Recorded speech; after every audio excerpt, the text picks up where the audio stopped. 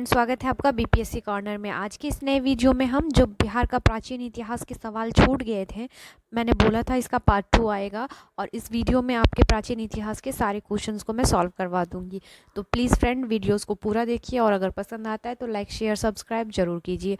तो बिना देरी किए हुए शुरू करते हैं आज का वीडियो, जो आपके आने वाले 69 बीपीएससी पीटी, बिहार पुलिस या फिर बिहार दरोगा या बिहार एसएससी, बिहार का कोई सा भी एग्ज़ाम हो उसमें आपको ये जरूर आपके लिए महत्वपूर्ण साबित होगा। तो बिना देरी किए हुए शुरू करते हैं आज का वीडियो और देखते हैं हम अब हमारे पहले सवाल को। सवाल है, महावीर स्वामी ने अपना अंतिम उपदेश दिया था। Option A Pavapuri, B Kapilavastu, C Vaishali या डी कौसाम्बी में। तो इसका सही आंसर हो जाएगा ऑप्शन ए पावापुरी में महावीर स्वामी ने अपना अंतिम उपदेश दिया था। अगला सवाल है, महावीर की मृत्यु निर्वाण हुई थी। Option A Vaishali, B Pavapuri, C Videha या डी राजगृह में। तो इसका सही आंसर हो जाएगा ऑप्शन बी पावापुरी में। अगला सवाल है, प्रथम जैन संगति का आयोजन हुआ था। Option A Pataliputra, B Vallabhi, C Vaishali या डी राजगृह। तो इसका सही आंसर हो जाएगा ऑप्शन ए पाटलिपुत्र में प्रथम जैन संगति का आयोजन किया गया था। आगे देखते हैं हम अगले सवाल को। हमारा अगला सवाल है, प्रथम जैन संगति का आयोजन किसके शासनकाल में हुआ था। Option A Chandragupta Maurya, B Ajatashatru, C Ashoka या डी कनिष्क। तो इसका सही आंसर हो जाएगा ऑप्शन ए चंद्रगुप्त मौर्य के शासनकाल में हुआ था। अगला सवाल है, प्रथम जैन संगति की अध्यक्षता किसने की थी। ऑप्शन ए देवउद्री क्षमाश्रमण, बी महाकश्यप, सी साबाकामी या डी स्थूलभद्र। तो इसका सही आंसर हो जाएगा ऑप्शन डी स्थूलभद्र की अध्यक्षता में प्रथम जैन संगति का आयोजन किया गया था। अगला सवाल है, प्रथम जैन संगति का आयोजन पाटलिपुत्र में हुआ था, जिसमें कार्य हुए थे। इसमें कार्य पूछ रहा है तो आप इसके सही जवाब को देख लीजिए फ्रेंड्स। इसका सही जवाब हो जाएगा ऑप्शन बी, जैन धर्म का 2 भागों श्वेतांबर एवं दिगंबर में विभाजन हुआ था। यही कार्य हुआ था प्रथम जैन संगति में। सवाल को देखेंगे हम। हमारा अगला सवाल है, बौद्ध धर्म के संस्थापक गौतम बुद्ध गृह त्याग के उपरांत सर्वप्रथम गए। Option A Uruvela, B Vaishali के समीप अलार कलार के आश्रम, बी सी सारनाथ या डी उपयुक्त में से कोई नहीं। तो इसका सही आंसर हो जाएगा ऑप्शन बी वैशाली के समीप अलार कलार के आश्रम गए थे। अगला सवाल है, गौतम बुद्ध को किस स्थान पर कौंडिन्य या 5 ब्राह्मण मिले। तो इसका सही आंसर फ्रेंड्स देख लीजिए, ऑप्शन ए उरुवेला में। फ्रेंड्स, जितने भी क्वेश्चंस मैं करवा रही हूँ ये किसी ना किसी एग्जाम में पूछा ही जा चुका है। मान लीजिए तो एक तरफ से ये प्रीवियस ईयर का क्वेश्चंस ही मान लीजिए आप, और आप इसका जितना ज़्यादा टाइम प्रैक्टिस कीजिएगा उतना ही ईजी आपका वो कंपटीशन हो जाएगा किसी भी एग्ज़ाम को निकालने के लिए। बिना देरी किए हुए देखते हैं अगले सवाल को। हमारा अगला सवाल है, गौतम बुद्ध को किस नदी के किनारे ज्ञान की प्राप्ति हुई। Option A Ganga, B Niranjana, C Gandak या डी सोम। तो इसका सही आंसर हो जाएगा ऑप्शन बी निरंजना। अगला सवाल है, राजगृह में आयोजित प्रथम बौद्ध संगति में कौन से कार्य हुए। तो इसके कार्य को देख लीजिए आप सिर्फ। तो इसका कार्य हुआ था बुद्ध शिक्षाओं का संकलन सुत्त और विनय पिटक में हुआ था। ये इंपॉर्टेंट है, याद रखिएगा। अगला सवाल है, द्वितीय बौद्ध संगति का आयोजन वैशाली में हुआ, इसमें किए गए कार्य। ये प्रथम बौद्ध संगति में किए गए कार्य पूछ रहा है, यहाँ पे द्वितीय बौद्ध संगति का आयोजन का कार्य पूछ रहा है। तो इसके सही जवाब हो जाएगा ऑप्शन ए बौद्ध धर्म 2 भागों में जैसे स्थविर और महासंघिक के रूप में विभाजित हुआ था। आगे है, तृतीय बौद्ध संगति का आयोजन पाटलिपुत्र में हुआ, इसमें किए गए कार्य क्या थे। इसका भी कार्य पूछ रहा है तो इसका कार्य देख लेते हैं हम। ऑप्शन डी, कुछ कठोर नियम बनाए गए तथा अभिधम्म पिटक का संकलन हुआ था। अगले सवाल को देख लीजिए, निम्नांकित में किस नहर से महात्मा बुद्ध का घनिष्ठ संबंध रहा है। ऑप्शन ए बोध गया, बी राजगीर, सी वैशाली या डी उपयुक्त सभी। तो इन सभी नगरों से महात्मा बुद्ध का घनिष्ठ संबंध रहा है। तो ऑप्शन डी इसका सही जवाब हो जाएगा। आगे देखते हैं हम अगले सवाल को। हमारा अगला सवाल है, महात्मा बुद्ध ने पाटलिपुत्र के विनाश के कारणों की भविष्यवाणी की थी, उसमें सम्मिलित थी ऑप्शन ए बाढ़, बी अग्नि, सी आंतरिक कलह या डी उपयुक्त सभी। तो इसका सही आंसर हो जाएगा ऑप्शन डी, उपयुक्त सभी कारणों की भविष्यवाणी की गई थी महात्मा बुद्ध के द्वारा। अगला सवाल है, महाभारत तथा पुराणों के अनुसार मगध का सर्वप्रथम राजवंश था। तो इसका सर्वप्रथम राजवंश कौन हो जाएगा? ऑप्शन ए बृहदत्त वंश था। अगला सवाल है, मगध जनपद का संस्थापक था। तो इसके संस्थापक थे ऑप्शन ए बृहदत्त तथा जरासंध। अगला सवाल को देख लेते हम। हमारा अगला सवाल है, मगध साम्राज्य का वास्तविक संस्थापक, मतलब किए गए कार्यों के अनुसार इसको वास्तविक संस्थापक माना गया था। तो इसके सही जवाब को देख लीजिए फ्रेंड्स। इसका सही जवाब हो जाएगा ऑप्शन ए बिंबिसार को मगध साम्राज्य का वास्तविक संस्थापक माना गया था। अगला सवाल है, बिंबिसार एवं अजातशत्रु किस वंश का था? तो इसका सही आंसर हो जाएगा ऑप्शन ए बिंबिसार एवं अजातशत्रु हर्यक वंश का था। अगला सवाल है, बिंबिसार ने किस राजकुमारी के साथ विवाह किया था? Option A Kaushala Devi, B Chelna, C Khema. तो इसका आंसर हो जाएगा ऑप्शन डी उपयुक्त सभी स्त्रियों के साथ राजकुमारियों के साथ बिंबिसार ने विवाह किया था। अगला सवाल है, बिंबिसार ने ब्रह्मदत्त को पराजित कर कौन सा राज्य जीता था? तो इसका सही आंसर हो जाएगा ऑप्शन ए अंग। अगला सवाल है, हर्यक वंश का दूसरा शासक कौन था? तो हर्यक वंश का दूसरा शासक अजातशत्रु था। ऑप्शन ए इसका सही जवाब है। अगला सवाल है, राजगीर में दुर्ग तथा स्तूप की स्थापना किस मगध शासक ने की थी? तो इसका सही आंसर हो जाएगा ऑप्शन बी अजातशत्रु ने की थी। अगला सवाल है, वज्जीसंघ के लिच्छवियों को पराजित करने वाला मगध का शासक कौन था? तो ये थे ऑप्शन बी अजातशत्रु। इस सवाल को देखेंगे हम। हमारा अगला सवाल है, अजातशत्रु के साथ प्रेम संबंध के लिए चर्चित नर्तकी आम्रपाली कहाँ की थी? तो यह इसका सही आंसर हो जाएगा ऑप्शन सी वैशाली की थी यह आम्रपाली। अगला सवाल है, अजातशत्रु ने किस राज्य के साथ युद्ध में प्रथम रथ मूसल तथा महाशिलाकंटक नामक हथियारों का प्रयोग किया था? तो इसने किया था ऑप्शन सी लिच्छवी। अगला सवाल है, प्रथम मगध साम्राज्य का उत्कर्ष किस शताब्दी में हुआ था? तो इसका सही आंसर हो जाएगा ऑप्शन बी ईसा पूर्व 6ठी शताब्दी में मगध साम्राज्य का उत्कर्ष हुआ था। सवाल है, पाटलिपुत्र नगर की स्थापना किस शासक ने किया था? तो इसका सही आंसर हो जाएगा ऑप्शन बी उदयन। अगला सवाल है, हर्यक वंश का अंतिम शासक कौन था?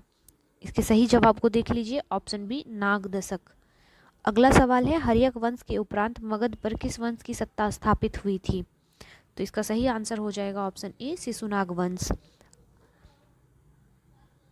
अगला सवाल है, सर्वप्रथम मगध के किस शासक ने ग्रीव्रज या राजगृह के अतिरिक्त वैशाली को भी अपनी राजधानी बनाई थी? तो इसका सही आंसर हो जाएगा ऑप्शन डी शिशुनाग। अगला सवाल है, द्वितीय बौद्ध संगति का आयोजन किसके शासनकाल में हुआ था? तो इसका सही आंसर हो जाएगा ऑप्शन डी कालाशोक के शासनकाल में द्वितीय बौद्ध संगति का आयोजन किया गया था।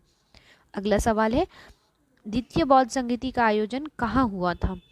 तो इसका सही आंसर हो जाएगा ऑप्शन ए वैशाली में। अगले सवाल को देखेंगे हम। हमारा अगला सवाल है, द्वितीय बौद्ध संगति की अध्यक्षता की थी? तो इसका सही आंसर हो जाएगा ऑप्शन ए साबाकामी। अगला सवाल है, मगध के किस शासक को कली का अंश, परशुराम अवतार, क्षत्रियों का नाशक, सौछत्रांत, एमकछत्र और एकराट कहा गया? तो इसका सही आंसर हो जाएगा ऑप्शन बी महापद्मनंद को इन सारी पदवी मिली थी। अगला सवाल है, प्रथम बौद्ध संगति का आयोजन किसके शासनकाल में हुआ था? तो इसका सही आंसर हो जाएगा ऑप्शन बी अजातशत्रु के शासनकाल में। अगला सवाल है, प्रथम बौद्ध संगति का आयोजन कहाँ हुआ था? तो इसका सही आंसर हो जाएगा ऑप्शन ए राजगृह ग्रीव्रज में। अगला सवाल है, प्रथम बौद्ध संगति की अध्यक्षता किसने की थी? तो इसका सही आंसर हो जाएगा ऑप्शन ए महाकश्यप ने की थी। अगला सवाल है, मगध साम्राज्य में कलिंग का विलय सर्वप्रथम किया था? तो इसमें महापद्मनंद ने। अगला सवाल है, निम्नलिखित में मगध का कौन सा राजा सिकंदर महान का समकालीन था? तो इसका सही आंसर हो जाएगा ऑप्शन बी, धनानंद। अगला सवाल है, चंद्रगुप्त मौर्य ने मगध की सत्ता किसकी सहायता से प्राप्त की थी?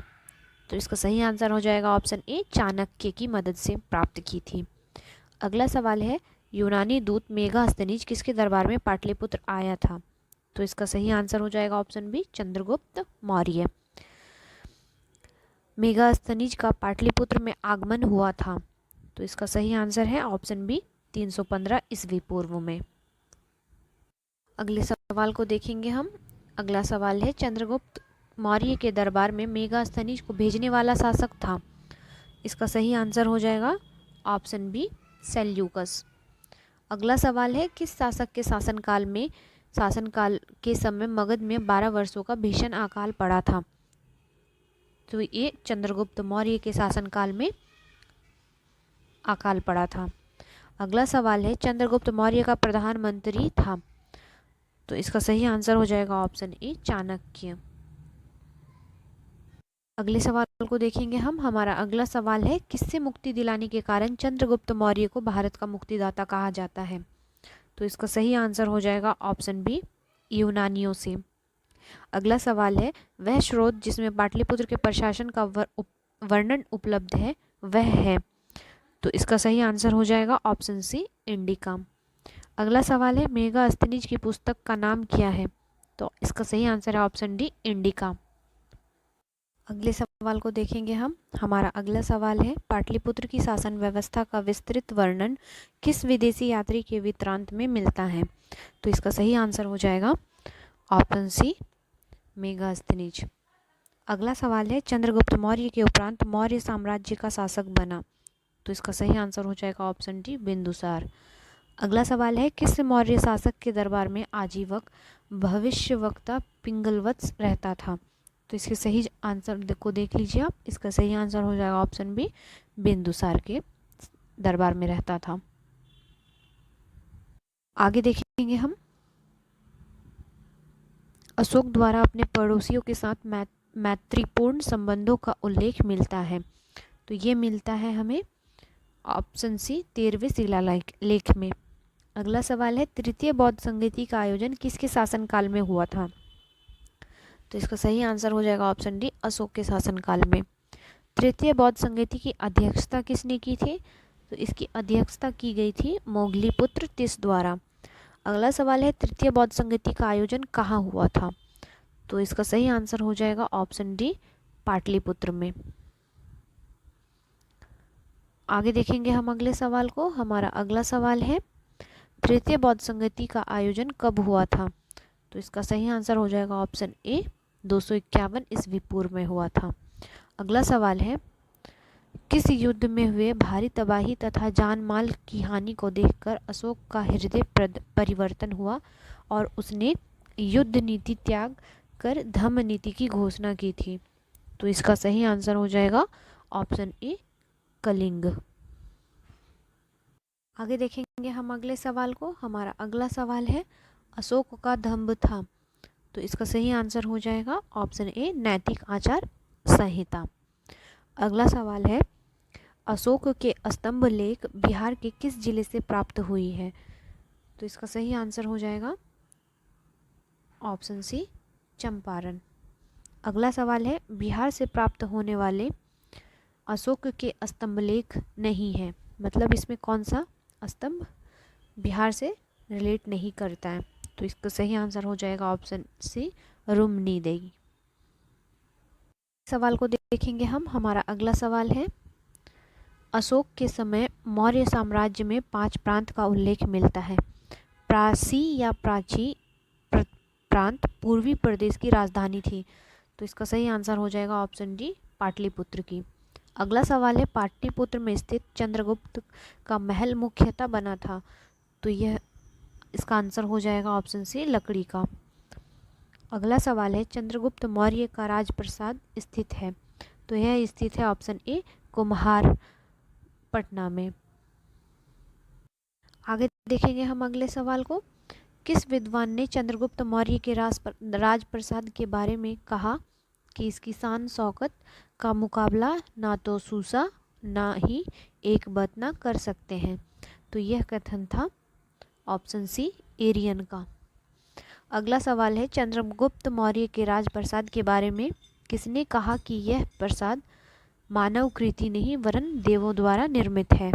तो यह कथन है ऑप्शन बी फाहियान का। अगला सवाल है, किस शासक ने गया के निकट बराबर की पहाड़ियों में आजीवकों के लिए गुफाओं का निर्माण करवाया था? तो ये हो जाएंगे अशोक, ऑप्शन सी। देखेंगे हम अगले सवाल को। हमारा अगला सवाल है, पाटलिपुत्र के नगर निर्माण तथा सुंदरता का वर्णन किया गया है। तो इसका सही आंसर हो जाएगा ऑप्शन बी मेगास्थनीज ने। अगला सवाल है, वह स्तंभ जिसमें अशोक ने स्वयं को मगध का सम्राट बताया है? तो यह है ऑप्शन डी भ्राबू स्तंभ में। अगला सवाल है, मौर्य वंश के उपरांत मगध पर किस वंश का शासन स्थापित हुआ? तो यह हो जाएंगे ऑप्शन बी शुंग वंश।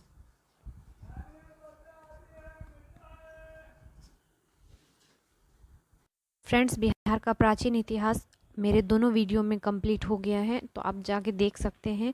और अगर फ्रेंड्स वीडियोस अच्छे लगे तो प्लीज़ मेरे चैनल को लाइक शेयर और सब्सक्राइब जरूर कीजिएगा। थैंक